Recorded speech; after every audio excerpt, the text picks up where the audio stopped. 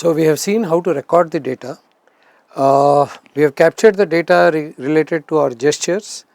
So just to summarize, we have a gesture left, against that we have all the data recorded against the gesture. What is this data? It is the acceleration values in the x, y and z direction and a bunch of that data against one gesture, because when you record a gesture like L, there are so many movements and so much time. So during that time, how the acceleration has changed in the x axis, how the acceleration has changed on the y axis, on the z axis if any. So that all will be captured. So if you can see, we have recorded some actions for left, some actions for right. So if you click on the right sample, let us just see one sample. You can see the various directions. So the red shows how the acceleration has changed during that gesture in the x direction, the green shows in the y direction and the z shows in the z direction, and the blue shows in the z direction. So you can see that how the accelerations have changed. As you can see, there is not much acceleration in the, for example, in the x and y direction. On the contrary, there is a lot of acceleration in the z direction as far as the holding is concerned. Anyway, that should not bother us too much. Now this is a sample of the right. Let us just see if looking at it, can the sample on the left look different. So just take an imprint of this and keep it in your mind. Let us look at a left gesture and see how it looks, how the frequency looks. You see it looks a lot different, I mean quite a bit different if you notice. All the variation is largely on the z axis. As you can see, there is a lot of up and down. So this is a left, that is a letter left gesture, and the earlier one was a letter R gesture which we have captured and captured the data. So it tells us quite a bit about how these values have changed. Okay, now we come to the, so we have done the data acquisition. Now this data acquisition phase is perhaps a very crucial and critical phase of acquiring data from the IoT device. We have done that. Now we will go to the impulse design part of it, where we will design, at the moment you can see we have collected data for about 3 minutes 51 seconds. So much of right data has been collected, so much of left data has been collected, and so much of idle data has been collected. And there is also the split between training and test, which is generally about 1:4, 1:3. So we have that also, training and testing, right. So in the ratio of 1:4, okay. No, 1:, yeah, somewhere around that, the number of samples. Okay. So now we have the data. Now let us proceed towards doing a little more with the data, and as we process the data, I will give you some insights about what to do with the data. So so the training samples are 57 and the test samples are 20. That is how we have collected the data. Okay, let us go to the impulse design. Okay, now this is the kind of data which we have. So we have ACX, acceleration x, y, z, these are our axes. The windows in which we are capturing the data should be a 3 second window, because remember we had set each of our window samples to be 3 seconds, which is 3000 milliseconds. So we have to set the window size. Now the frequency is about 50 hertz, so that is okay. We are doing zero padding of the data in case it is needed. Now we have to add some steps to it to create the training for it. So we add the first processing block. Okay, now what processing we need to do with the data? So it has been already recommended what kind of processing is needed for your data. So one is of course the spectral analysis, and the other is the scintillant analysis, which extracts the frequency and power characteristic of a signal over time. This also does the same thing. I think one of them would be enough. We do not have to add both. So we will do the spectral analysis. Now let me explain what this means, because quite often we just click and we are done. See, we have collected data in an analog way. We have collected digital data only, but we have collected data about the acceleration in the x direction, y direction and z direction. Now this is basically a time series data. We have collected it over a period of 3 milliseconds, 3 seconds. Each gesture has been done for 3 seconds, that is 3000 milliseconds, and we have collected the time series data, how in that 3 seconds, how acceleration in the x direction has changed, how the acceleration in the y direction has changed, how the acceleration in the z direction has changed. We have got all those figures. So all of that you already have. I showed you the graphs just a little while earlier, how the acceleration have changed. Now see, this data on its own does not convey, time series data is not very useful, because we are not going to use an LSTM or anything. We are going to use, basically we are going to convert this data into features. Now you will ask, how can time series data become features? It is a time series data. How are you going to convert it into features? It is going to be just 3 features, AX, AY, AZ. No, there are many features which are there. For example, what is the frequency, what is the power in at a particular frequency, what are the variations of the frequency that we have. So what we do is actually, or what we do not do, what Impulse does for us is, it takes the time series data and moves into the frequency domain, converts the data into frequency domain. Now what do you mean by that? Basically this, if you have done some courses in signal processing, you will know that very often this is a technique where a kind of data does not make sense so much when it is seen in a time series domain, but when we see this data from a different perspective, that is from a frequency variation of the data starts making more sense. How do you get data from time series into frequency domain, which we call the spectral analysis? Basically we use an algorithm called FFT, which many of you would know stands for the famous fast Fourier transform. So we take the time series data and perform the fast Fourier transform equation on it, and then once we perform the fast Fourier transform, basically we get the frequency components of the data. They in this Impulse we have seen that it captures about 63 different kinds of frequency components as a result of spectral analysis, and then that data gets used as features for classification of our gesture as left or right. I hope I am giving you the perspective.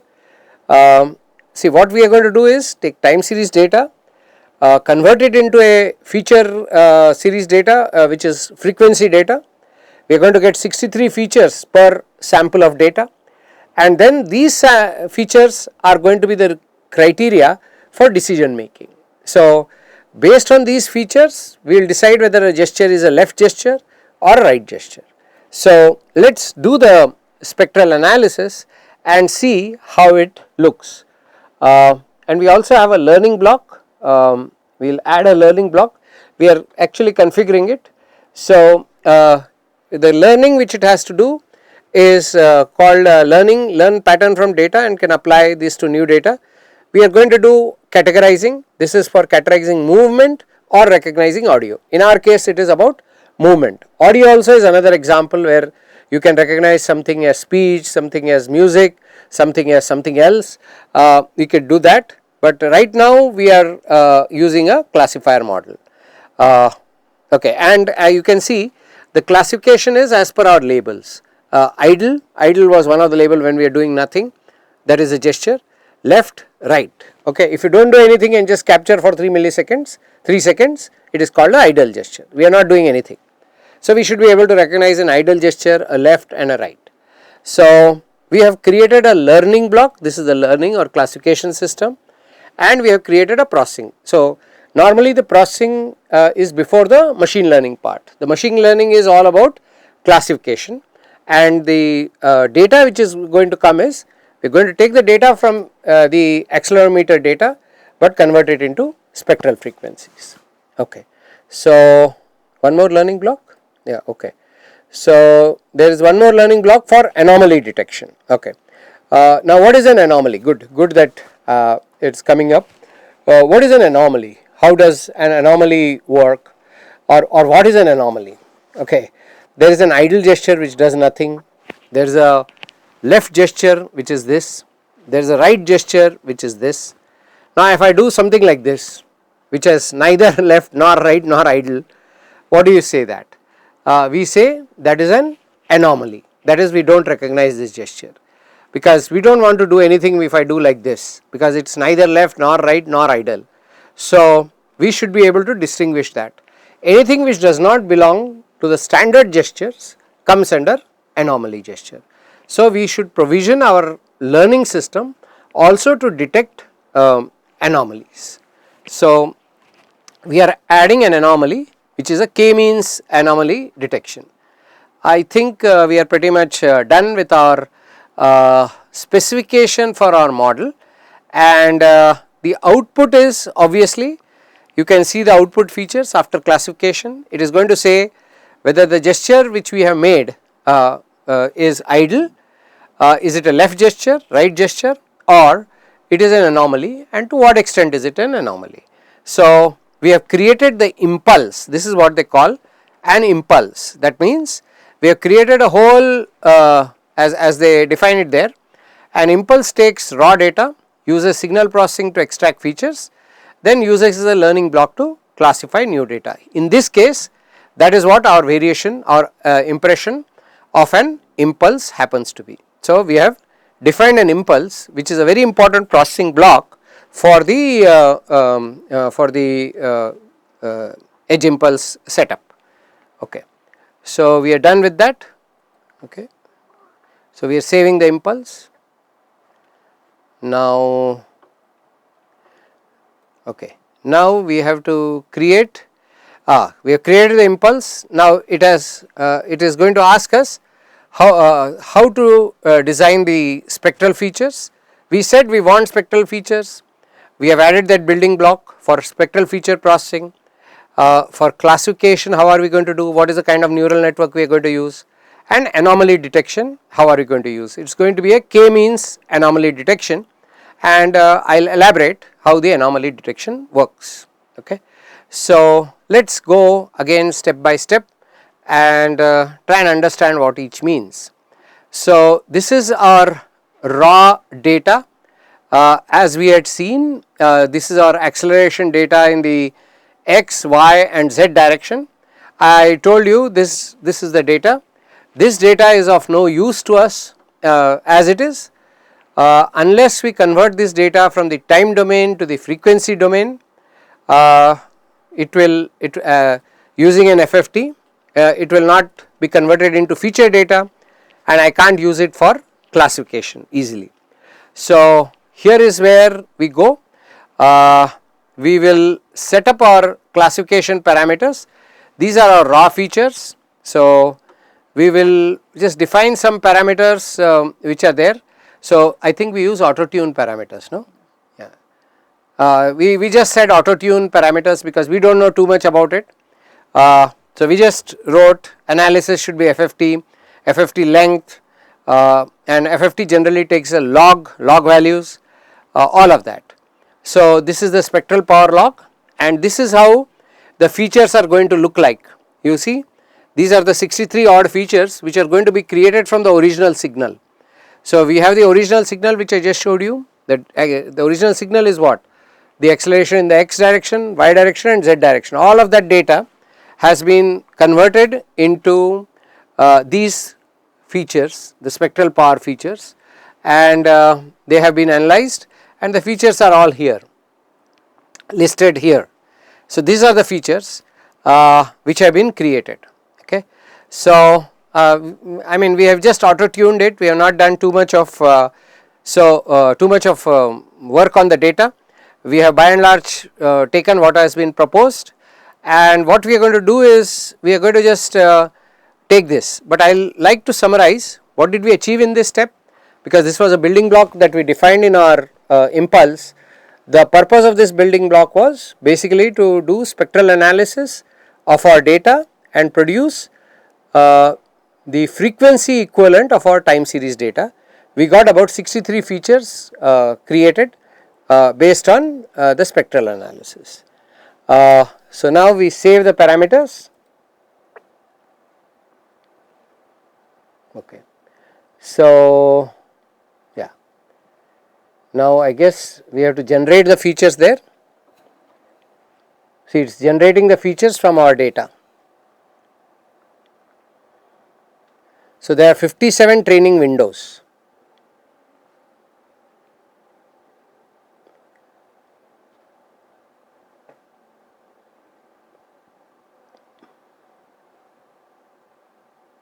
So it is creating features. This is all going on in the background for feature generation. A lot of processing happening. This is primarily the signal processing, and it is producing the spectral features. Takes a little while.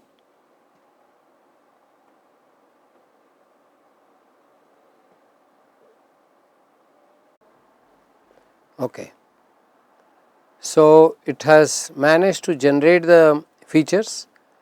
So all the if you see from the feature space, imagine this the feature space, all the right gestures are clustered in one part, all the left gestures are idle gestures are clustered in one part. There is some anomaly here, but by and large these are all the left gestures. They have all been, so there is substantial segregation except probably this piece of erroneous data which will be anyway kicked out as part of the outlier story.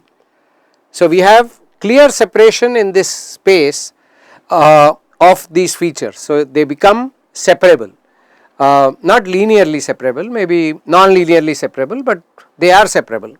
So unless they are separable, we can't train our neural network to learn these features and to be able to distinguish based on these features. So let's move on. Okay.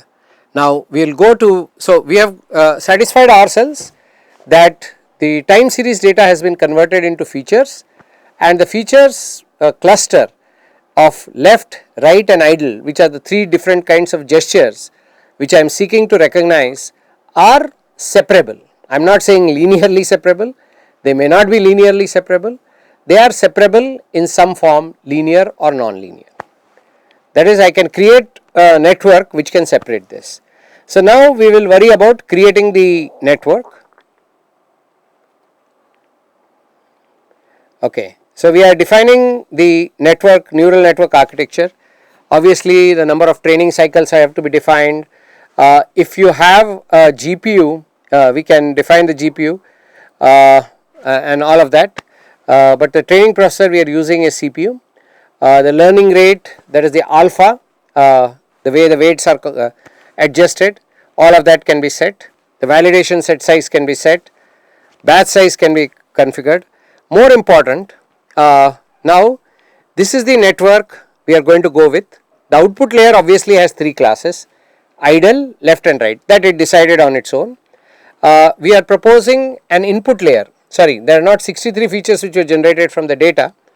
The input layer is 39 features. Let me say this. From where did I get the 39 features? From the spectral analysis of my time series data. My time series data was converted into 39 features, which is shown there. Then I have a very simple network already, which is a dense layer of 20 neurons, that is from 30 into 20, 20 into 10, because see, I have to be careful about the size of the model. It is defined by the number of parameters. So already I have 39 into 20, which is about 800 parameters, 800 weights.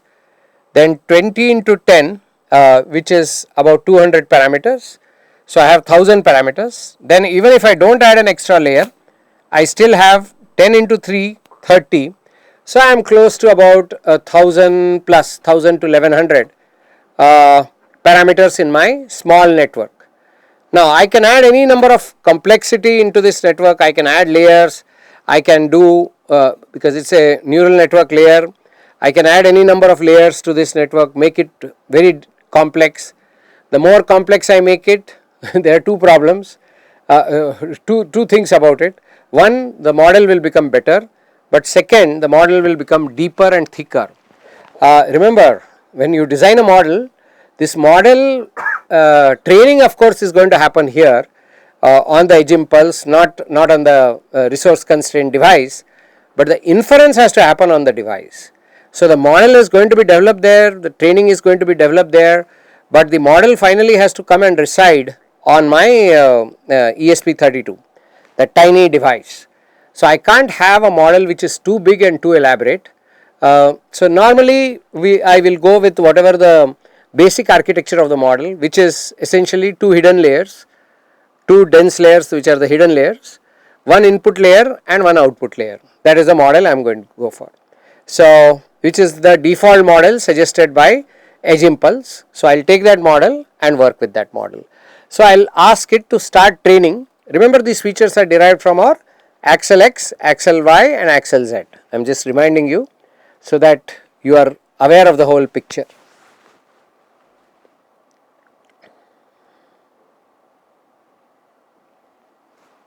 So it is now training the model.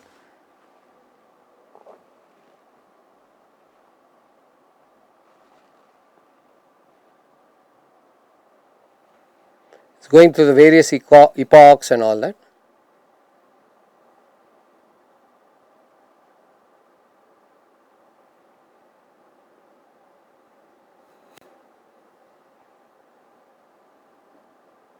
It's converted it into a TensorFlow Lite. Okay, I think accuracy is only about 50%.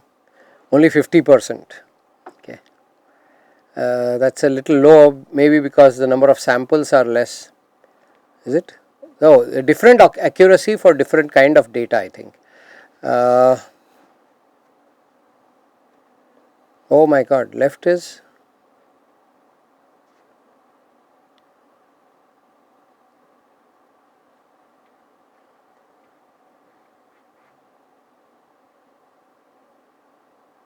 No, idle it is classifying correctly. There is a 100% error became. I think the left is not. See, left correct, there are no samples at all. I think there was some misclassification during that. Okay, I think we should get a better score, we should get good scores. Like idle it's recognizing correctly, right it's recognizing wrong correctly. Left, there was, I think during data collection, the left gesture was not done properly, so the left seems to be being recognized as right. Right is getting recognized as right, perfect, but left is not getting recognized as left. This left should have been here as 100%. It should have all diagonal elements, which it is not. But I guess you can correct it when you are doing it, and I think we will not reshoot this video. We will keep it as it is. You can correct it. It's just that the labeling while correcting the gesture may have gone wrong. Okay, we may have labeled it reverse or ulta, or there must be some duplication of that thing. Something like that may have happened, but you can correct it as we go. Okay, so I think the anomaly detection may also be put. Okay, but let's look at anomaly detection.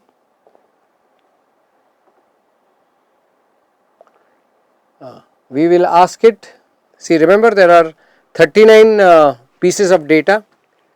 This is how the data is. Now we will ask for clusters to be formed based on the recommended axis. So select suggested axis. Among these axes, the system itself will pick which features to cluster the data on. Now why is clustering important? For anomaly detection, when you get a sample and it does not belong to any of the clusters related to the gestures. Remember, there are three gestures we need to recognize. One is idle, one is left, one is right. Suppose I do like this, which is a fourth gesture, which is neither idle nor left nor right, then it becomes a anomaly gesture or an anomaly. So, in order to decide it's an anomaly, you cannot look at all the 39 features. You have to say that I am going to make the decision based on only a limited number of features of those 19 or of those 39. Features which are extremely correlated with each other, there is no point in choosing. Features which are very distinct, where the based on the principal component analysis, what we call PCA, it decides which features of these 39 are crucial, or what we call the hinge features or the crucial critical features. So, some decision has to be made of what are the critical features, and those have to be used for detecting anomaly after clustering. So, let us pick those features. We do not pick the features, it has picked 3 features as you can see. The root mean squared on the x axis, the root mean squared on the z axis, and the root mean squared on the y axis. 3 features it has picked, and on the basis of that, that means just the root mean squared of the acceleration x axis, y axis and z axis it has picked, and on the basis of that it is going to cluster the data, and if a data comes in which does not follow any of these 3, then it becomes an anomaly. So, let us say we start training for anomaly detection. This for only anomaly detection, where it will show you the clusters.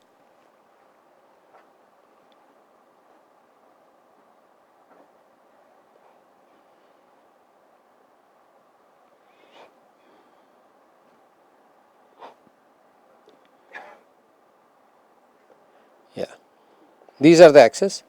So, this is the various training data. Okay, we are just showing you how a screen should look like. It's the same network but with better data.